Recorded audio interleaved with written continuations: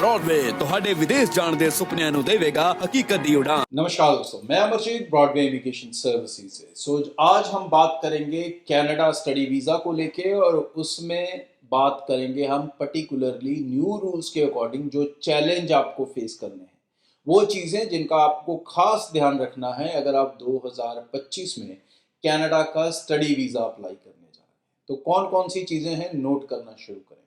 सबसे पहली चीज़, IELTS 6 overall का स्कोर ज़रूर लेकर चलें। ये बहुत इम्पॉर्टेंट है क्योंकि वीज़ा ऑफिसर्स में कहीं ना कहीं ये माइंडसेट बन चुका है कि जिस तरह से इंग्लिश स्कोर को लेके कि अगर ये 6 से कम है तो ये बच्चे की अच्छी इंग्लिश नहीं है।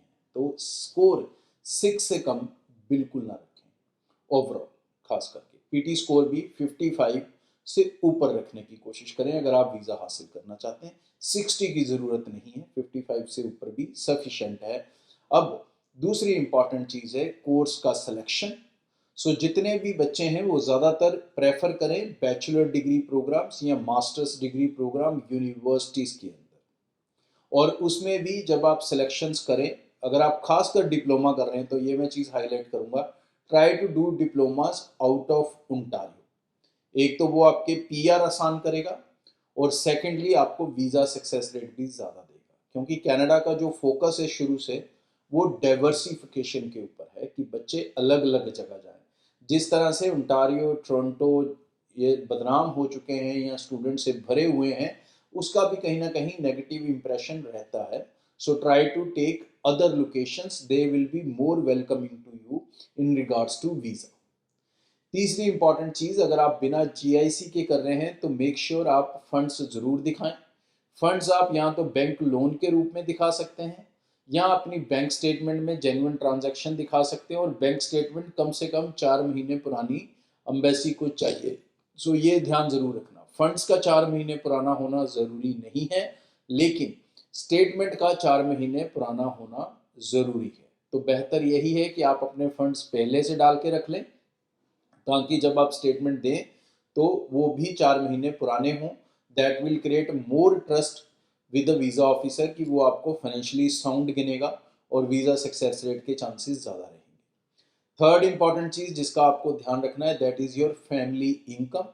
मदर और फादर की फैमिली इनकम मिला के कम से कम उसे 10 से 12 लाख रखने की कोशिश करें, क्योंकि आजकल तो रिटर्न्स वैसे भी 7 लाख तक ज़ीरो जाती हैं, तो 14 लाख तो आप वैसे ही बना सकते हो बिना ज़्यादा खर्चा किए।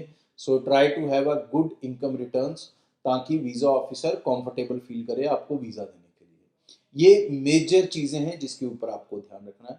डिप्लोमा प्रोग्राम्स सिर्फ और सिर्फ वही लें जो कनाडा की एम्बेसी की वेबसाइट के ऊपर है।